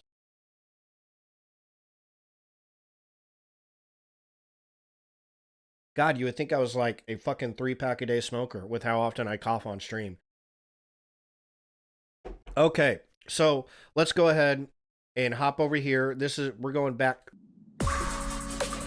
to Studio Binder. They got a nice short little vid on the over-the-shoulder shot in film. Okay, how to shoot a dialogue scene. So let's check out what they have to say about the over-the-shoulder shot. How do you show a connection between two characters without saying a word? Today, we're going to break down a scene from Jonathan Nolan and Lisa Joy's HBO series, Westworld. To illustrate how camera placement can connect or disconnect two characters within a scene. How? The over-the-shoulder shot. Over-the-shoulder, or OTS shots, are one of the first things you learn about when becoming a filmmaker. An OTS shot will connect your characters, whereas a single shot will disconnect your characters. We're going to use Studio Binder's production software to break down this scene from Westworld. Before we start, remember to subscribe and click the bell icon to stay in the know. As we begin with our example, we're going to show you how using an OTS shot in your scene will connect your characters. In this scene, the creator of the park, Dr. Robert Ford, is set to have a meeting with the head of quality assurance, Teresa Cullen. We're simply concerned about the extent of the changes you're making. We want to protect your legacy. My legacy? Soon into the scene, we land at this shot, an over-the-shoulder medium close-up. You don't like this place very much, do you? We cut to Teresa, who is matched with an OTS MCU. Jonah Nolan, as he's known by the filmmaking community, visually introduces the waiter at the beginning of this scene. This character initially has no lines, but his presence is very much intentional. A few more line exchanges in these shots when Nolan cuts to a wide OTS shot obscured by a support column. That's interesting. So it's using the flowers in the support column as the over-the-shoulder. I've never seen Westworld. Is this a TV show? Hold on. Let's pop up here. Do this.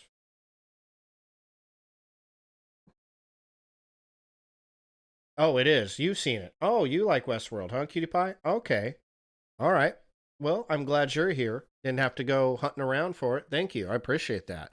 Yeah, I like Anthony Hopkins. Anthony Hopkins is the shit. You know, he was awesome as Hannibal Lecter, obviously, but he's good in everything he does. So it's about a made-up world, so to speak, full of robots that look exactly like people. Oh, really? Is this based off the movie?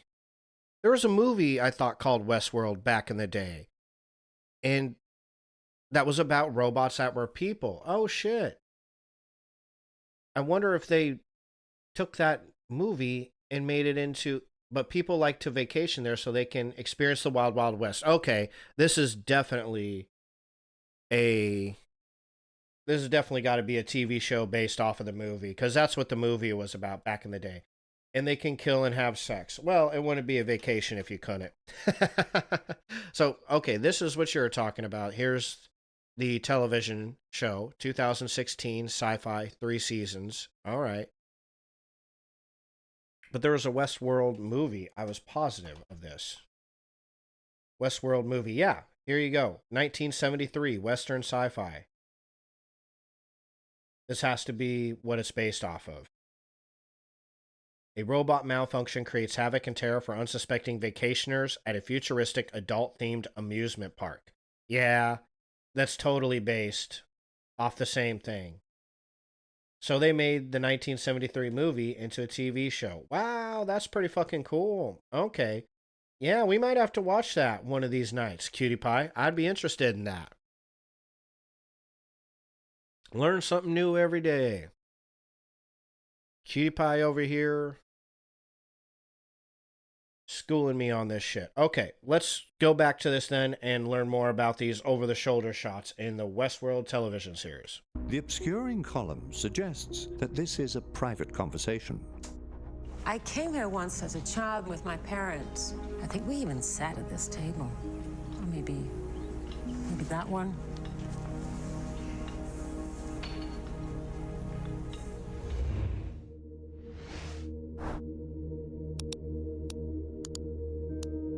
When you place your camera over the shoulder of an actor, you create a subconscious connection within the mind of the viewer that says these two characters are on the same page. Ford and Teresa are having a meeting, but the scene doesn't end here. Number 2, disconnect your characters. Just as having a visual presence will create an emotional connection, any visual absence within your frame will create an emotional disconnection within the mind of the viewer. Jonah Nolan knows he can cut to a single anytime he likes, but instead he decides to do something a little more elegant. And he does it after this line.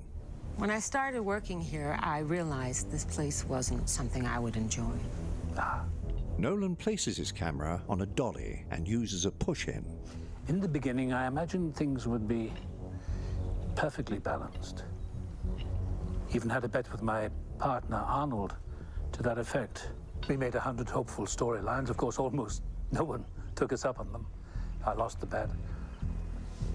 Arnold always held a somewhat dim view of people. He preferred the hosts. He begged me not to let you people in. The money men.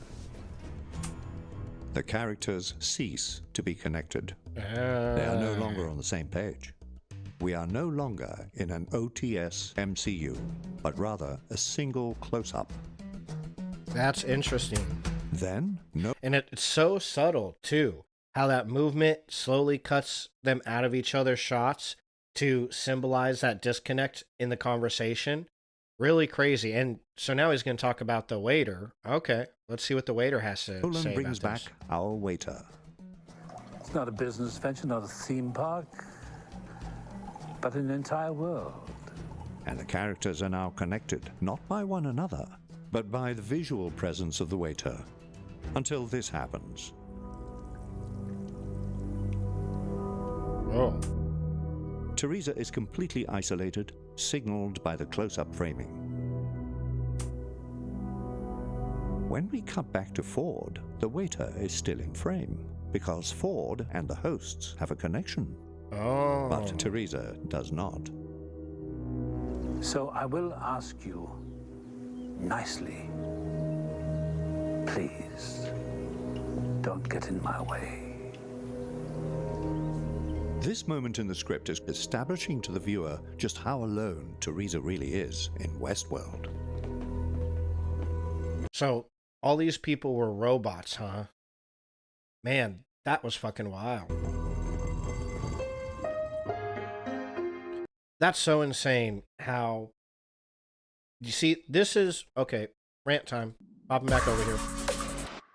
We'll get back to that in a minute. So, it's just crazy. That's the whole point of why I'm making an entire, 2-hour live stream diving into angles, why I'm watching these videos and learning about camera angles and bringing you along for the ride. Because if you want to be able to really critique what's happening in a movie and how it's making the audience feel and how it's accomplishing this emotion, that right there is a perfect example of that, right? I can't describe it any better than this motherfucker just did, right? That was perfect. That's seeing all that play out, how they use the dollies to cut each other out of their shots. It's perfect. And that's so awesome that that much thought is put into just the things like camera angles, shots, uses of a dolly, and things like that. That kind of thought process is the kind of stuff you're looking for when you're trying to review or critique a movie. And that's the kind of stuff that, for me, and I think a lot of moviegoers, probably anybody who's watching this stream, that's the kind of shit that really stands out. When you got somebody who can pick that stuff out and explain it to you, it's like, wow, fuck, I didn't realize, It's like having somebody, in a recording studio who can pick out aspects of a track and say, okay, see this, see that, hear this, do you hear that? Do you hear how they're doing this and how it does this? It completely transforms the way you listen to music. And this right here, this kind of stuff completely transforms the way you watch a movie, right? And to me, it makes it more enjoyable. It makes it more complex, right? Which to me makes it more enjoyable. And so, yeah, I just love that kind of shit, right? So that's why we're going over angles. That's the perfect exemplification of throwing big words on you now. The perfect example of why we're going over angles, why angles actually matter to film theorists. They're not just creating a bunch of bullshit reasons and pretending like it's important that you listen to them when it comes to camera angles. They're being serious. There is a lot here. Okay, now, again, some film theorists like to think they're better than they are at it. This guy, though, Studio Binder, this particular channel, they're really good at this stuff, picking this stuff out. It's just exactly, yeah, the narrator of these vids is superb. Yeah, this new narrator that we had on this video is different than the other one, and he's really good. Yeah, see, I don't think I've ever heard it explained like this. Beautiful breakdown. So crazy. Yeah, awesome breakdown. And that narrator is really good. I like his accent. I like the other narrator's mustache, but I like this guy's accent. So, anyways, give it a like. Go check out their channel. Subscribe for more crazy shit like that. We're going to dive into something slightly different.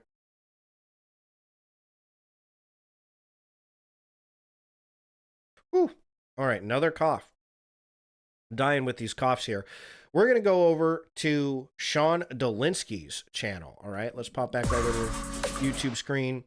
This is the first video I've watched from Sean Dolinsky, but it was recommended to me while I was making this, and I was like, well, I'll give it a shot. Let's give it a try. This is him explaining cinematic camera angles.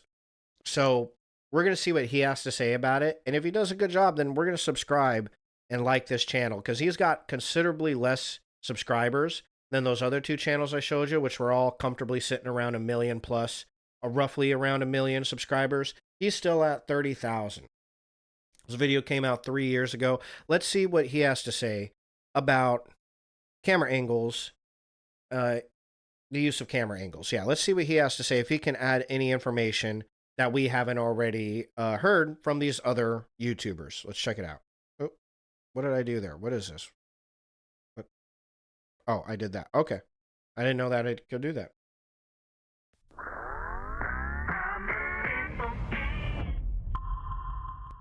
Welcome to part 2 of my Introduction to Filming Techniques video series, which will be all about camera angles. If you missed the first video about shot sizes, make sure to check out the link in the description below. So, the most successful cinematographers know that the creative choices they make can dramatically strengthen the narrative that they're trying to build. In my first Filming Techniques video, we learned that one of the most effective ways to do so is to be cognizant of your shot sizes. But when carefully selected shot sizes are combined with dynamic camera angles, the creative opportunities open up exponentially.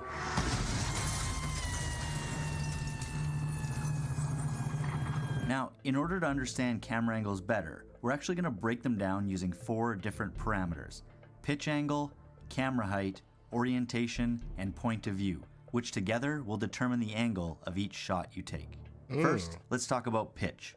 That's kind of a different way to go about it. Okay, I'm digging this. I'm really liking the title cards on each screen.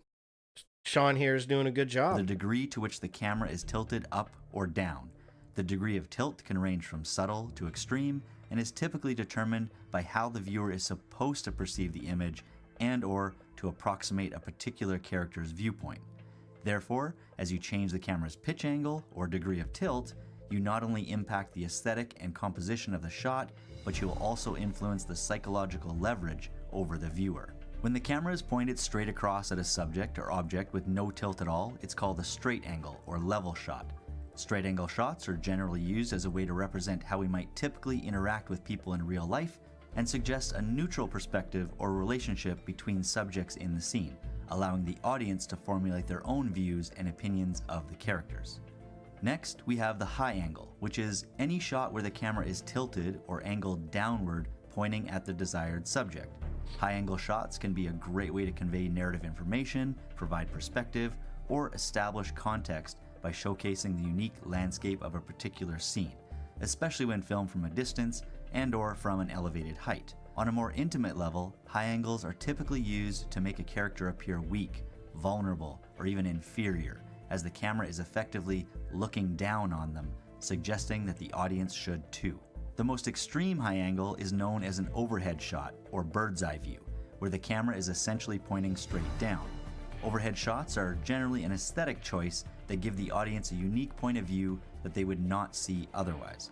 They can be used to elicit emotional or dramatic impact, especially when combined with extreme heights, and are a great way to add tension or punch up the action by implying that a character is in danger or maybe just in some extreme action situation that, if we're being honest, is quite often likely just a cool shot for entertainment purposes. Last but not least, we have the low angle, which is any shot where the camera is tilted or angled upwards, pointing at the desired subject.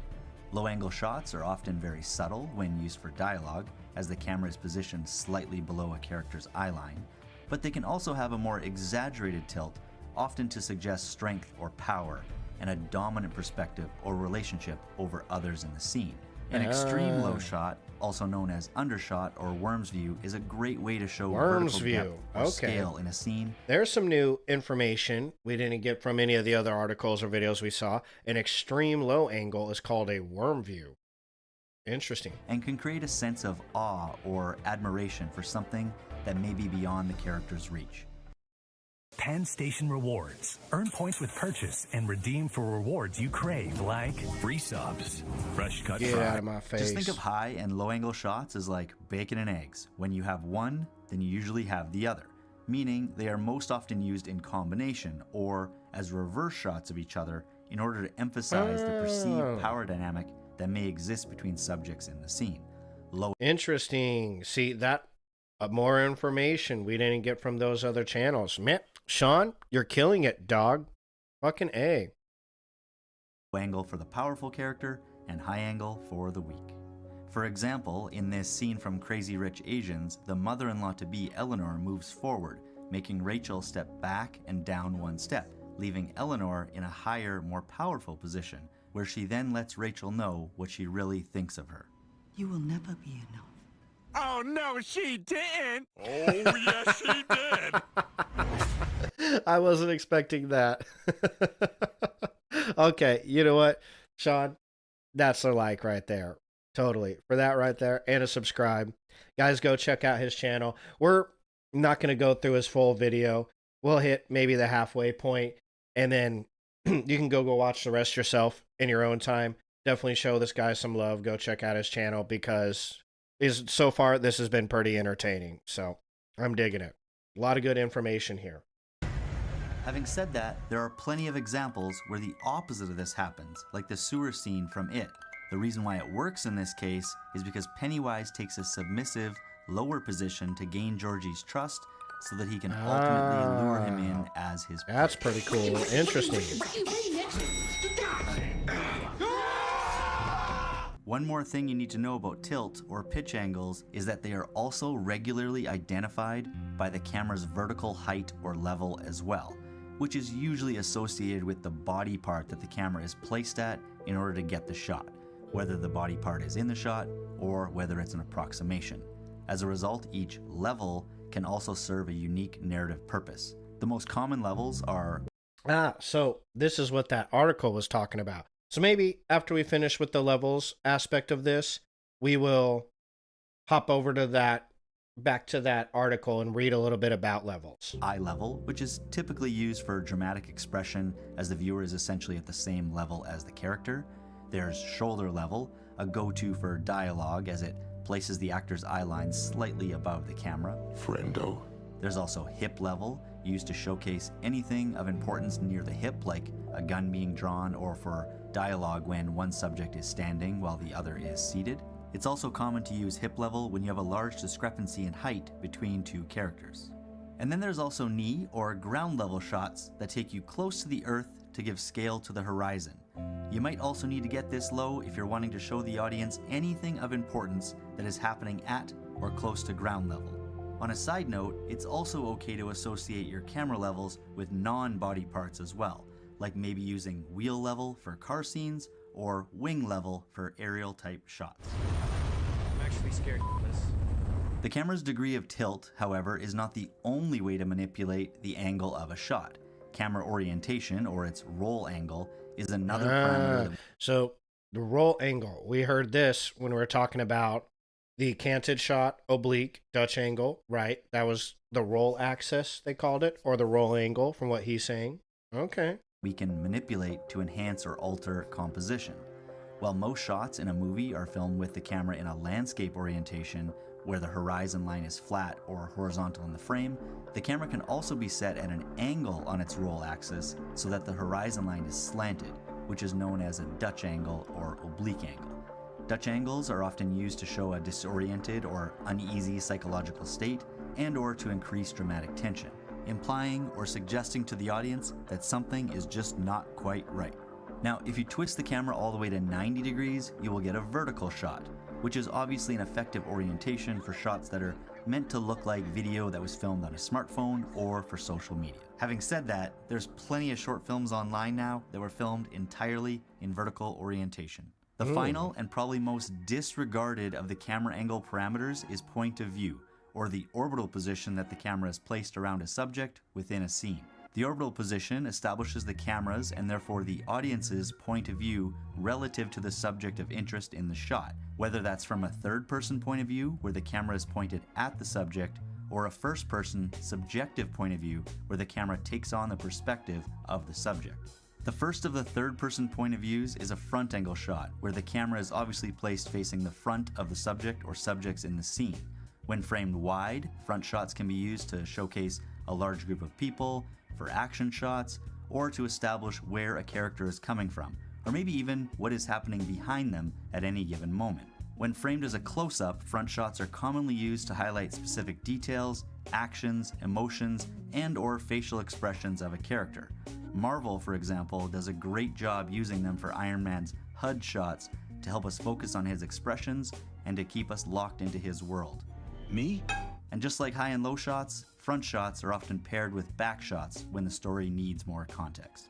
A side angle or profile shot is when the camera is placed facing the side of someone or something. Profile shots are an interesting choice for any interaction between characters, be it a face-to-face conversation, two characters kissing, a stare down, or even a full-blown confrontation or fight. I don't think you recovered from Rachel's death.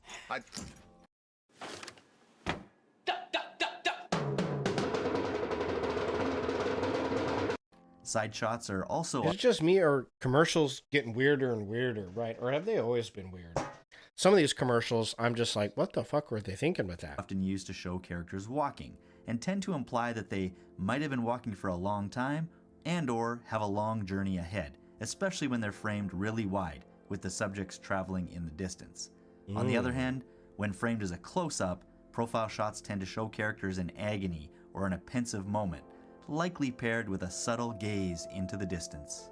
Next, we have angled shots, which is where you offset the position of the camera, either off to the left or to the right of your subject, and/or at an angle within the room or environment you're filming in. Composing your shot at an angle helps to create depth in the scene, achieve balance within the frame, and provide context between subjects. These elements of composition are important whether you're filming a fight scene, a chase scene, or even just a scene with people talking to each other. Dialogue scenes are undoubtedly one of the most common scenarios where you will see angled shots in film. Filming a conversation at an angle, like this over-the-shoulder shot, not only shows how the... We just learned about that. We know all about them. See, and he's going to keep going into POVs, so I'm going to break it right here. Go check out the rest of his video for that, because here's even more stuff. Camera movement explained by Sean Dolinsky. Let's see. Get out of my face, Norton. Norton Security pops up 15 times a stream. And what was this? There was someone over here. Beautiful Breadfruit Studios. Camera angles explained. Interesting. I'm going to have to check these guys out too.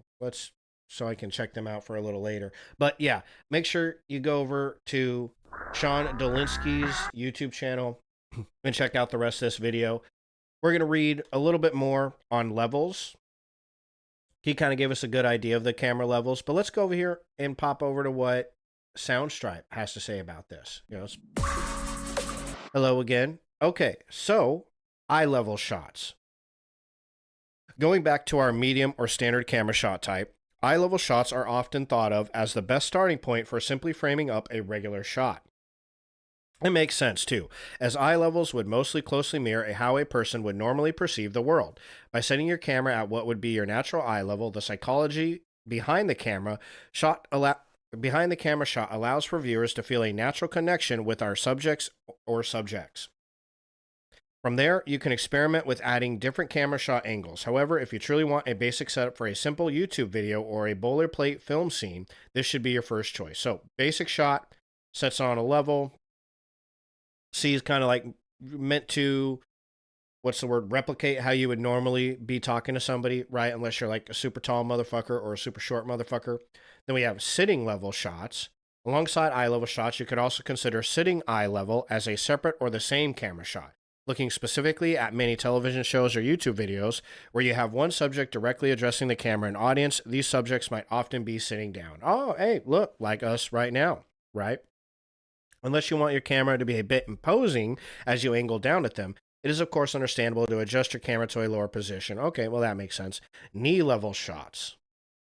As we continue down from the sitting level shot, you may find that there are occasional reasons to position your camera at even lower levels. Take, for example, the knee level shot, which you might only find these days as a convenient way to frame a low angle shot where the camera is directed up at a subject sitting or standing. However, if you look back through cinema history, you'll find that certain directors, in this case Yasujiro Yozu, use knee-level shots as a way to allow the audience to view a scene from a position as if they were kneeling on a tatami mat. Ah, interesting. Okay. And as such, the knee-level shot has been called a tatami shot over the years as a homage to the famous director style. Interesting. That's kind of cool. Okay. And then ground-level shots. Got The Shining here. Finally, while these might indeed be rare, you'll also find examples of ground level shots, or even lower from time to time. These camera shot types are most often reserved for gimmicks or POV style compositions where the camera is moving along the floor as a way to simulate the actions or viewpoints of someone or something. However, you can also use these ground level shots as a way to really push the limits of just how extreme a low angle that you can create if you really want to experiment with how tall and mighty you might want your subjects to appear. Interesting. Okay, so there's a basic rundown of basic shot levels, which adds to which, kind of, I mean, it is a part of an angle, I guess, right? That kind of, angle kind of refers to pitch more when you're speaking of angles anywhere else. You're talking like they said, the camera pitch, or that rolling axis too. You can call that angular in a way, right?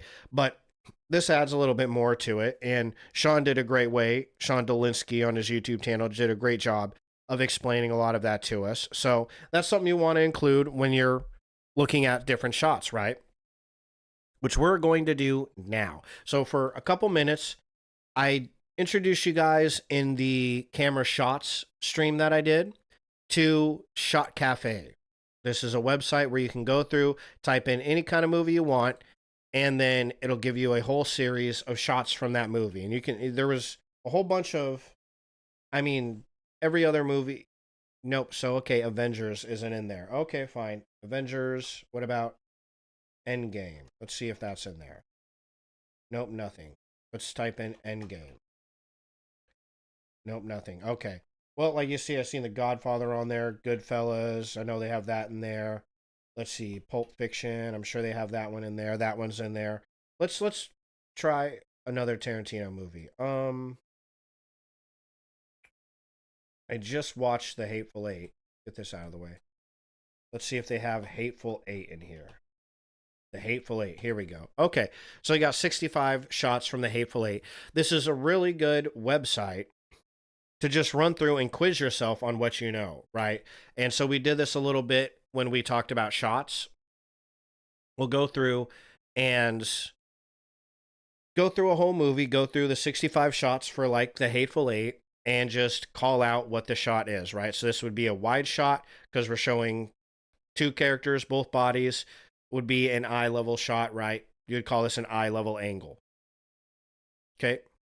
And this would be a wide shot of the mountains, wide shots, medium shots. Those are all shot types. Check out my stream on shots to learn a little bit more about that. This would be like an extreme close-up.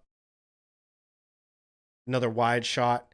Does this look slightly? Not really. It doesn't. I don't know. I don't think so. The ground and the sky almost kind of make it look like a bit of a canted angle, but not really. This is all so far straight on angles. Here you go. There's a slight high angle shot, right? Because we're slightly higher than him. He's looking underneath his hat up at us. There's your high angle, right? High angle close up. And let's see, we got an over-the-shoulder shot here. Doesn't look like there's a particular angle there that I can tell, but over the shoulder. And we got another wide shot. This movie, Hateful Eight, has some very beautiful cinematography in it. And it's all in Wyoming, which, tugs on my heartstrings, right? Okay, this looks like it's, it might be a lower angle, but it looks like it's an eye level angle, right? Eye level. I think they did a really poor choice of picking this particular shot with that glare in there. Yeah, but eye level close up. Is that, eye level, maybe a slight low angle shot, Still on the close up. Here would be, this looks like this is a little bit of a high angle, slight high angle. And let's see, when we're waist up, what is that? A medium shot, I believe. A medium shot or medium close up, I think you would call that. Okay. And here's that God's view, bird's eye view right there. Okay. So an extreme high angle. And another wide shot. Very pretty too. So we're just below the hips here on this one. I don't know if you would call this a cowboy angle, though. I'm not entirely sure on that. That might not be a cowboy angle. Or cowboy shot. Looks like eye level angle, though, right? And here we go, waist up, medium shot. I'm thinking this was a medium shot, was it? Or medium wide, maybe? And this is a medium or medium close up. Eye level again. Medium close up, eye level again. Or medium shot, eye level again. Wide shot. You call this like sitting level, right? Like it's eye level with these two guys who are sitting down. So it's kind of lower than this guy in the foreground, but there's your sitting level shot. When we're talking about shot levels, there's your sitting level, but still eye level, but it's sitting. There's no pitch to the camera and obviously no roll access happening there neither, right? So, and I believe be a medium wide shot there. Yeah. Wide shot. Eye level with this guy now. There's that over the shoulder again. And I don't know, would you call that sitting level too? Because it is level with him, right? Let's say that's, you got your medium eye level. Wide shot again. Medium wide, I suppose. There's your close up, eye level. Another God's eye view. Sitting level. Oh, does that look like it kind of has a bit of a low angle maybe there? Could be a lower, like a very slight low angle there. I noticed when we're going through, there you go. Here's an over the shoulder high angle shot. So this character imposing on that character, you can see how we got a kind of a spooked older man here, or an older man being talked to by someone. In this particular scene, John Ruth, I think his name is, the hangman John Ruth, is going around Minnie's haberdashery is the name of this place that they're in, and he's demanding everybody's guns from them. So he's going over to this cowboy to demand his gun. Same with this guy. And he tells him to just flat go fuck himself. I don't want you talking to me. But there's that high angle, right? Perfect way of establishing this character over here is a little bit more. I mean, he's the one walking around, getting in everybody's face, saying, give me your gun. This guy's just chilling over here by his chessboard, like, don't fuck with me, bro. I'm old, Eye level, right? Would that be eye level? Yeah, eye level. And I don't know. That's kind of an interesting shot. It would be like a close up, or maybe, I mean, it's, seeing through the window here. It might be a POV from another character. Like there's a character here looking through the window is what we're supposed to be visualizing there. Another wide shot.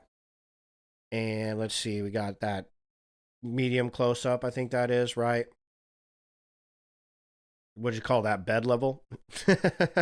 Bed level, sitting level. Hey, there's a good low angle shot. Okay, see, so here he comes again to talk to Mr. Cowboy while he's lying down. And we got kind of over the head shot. It'll be an over the shoulder shot. Cowboy's in the foreground. Ruth is coming over here to ask for his pistol. And there's that low angle shot again, looking up at him. So, and him looking down on him. So there's a low angle one for you. There's another wide shot. What would that be, like sitting angle maybe? Not getting into too many angles, or sitting level, excuse me. Sitting level again. There's a close up. And there's wide angle,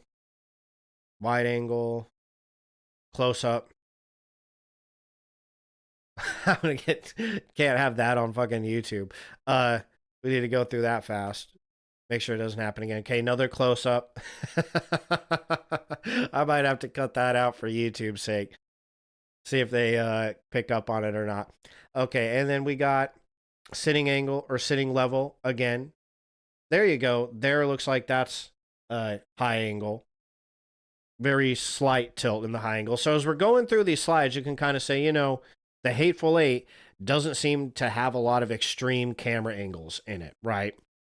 We're not running into a lot of extreme camera angles. We are running into multiple God's eye view, but that's about the most extreme we're getting. All of the high and low angles we're seeing, which isn't many, seem very slight, like this. Very slight. And so, yeah, this is, all in all, I just wanted to introduce this to you guys because it's really good practice. Really good practice in being able to name different types of angles and just burn it into your brain. Run through this and do it a few times, and you'll get really good at really quickly being able to call out different angles and different shots. So that's the whole point of that, right?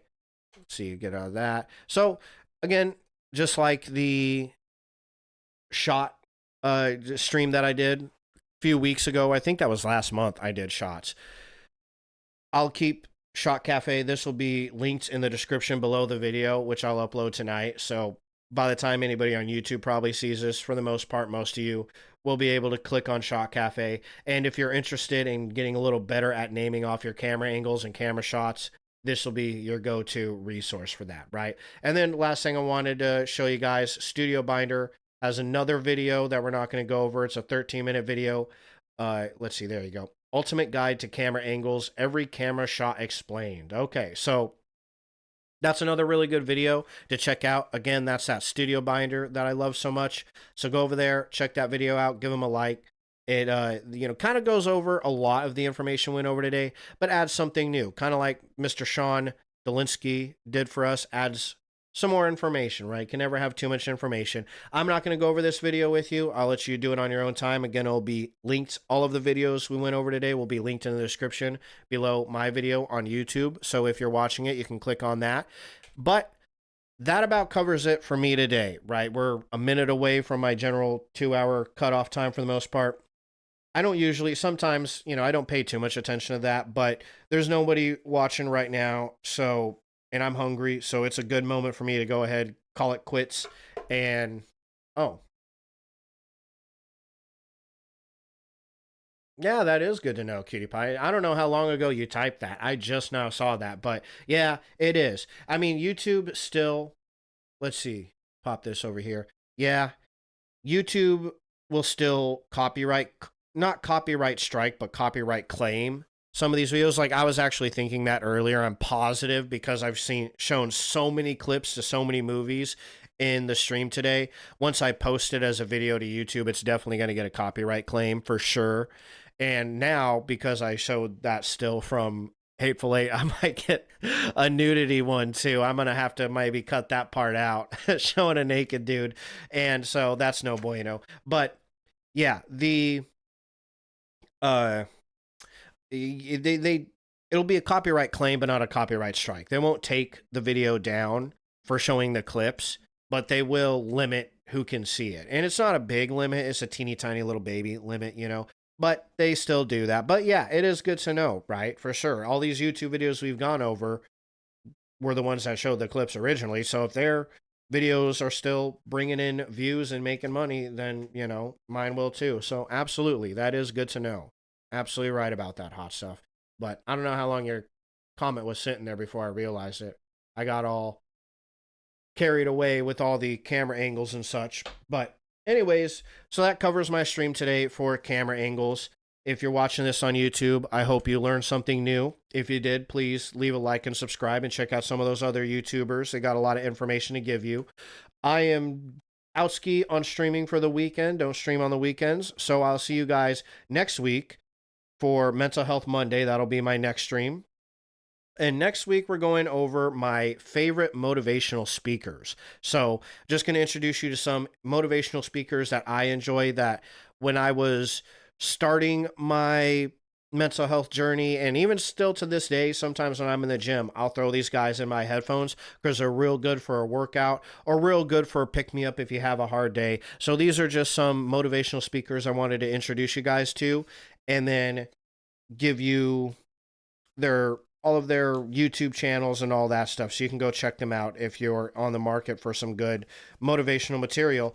The next Film Buff Friday will obviously be next Friday, and we'll be doing a deep dive into lighting, the fourth element of our 8 Elements of Film Theory video series.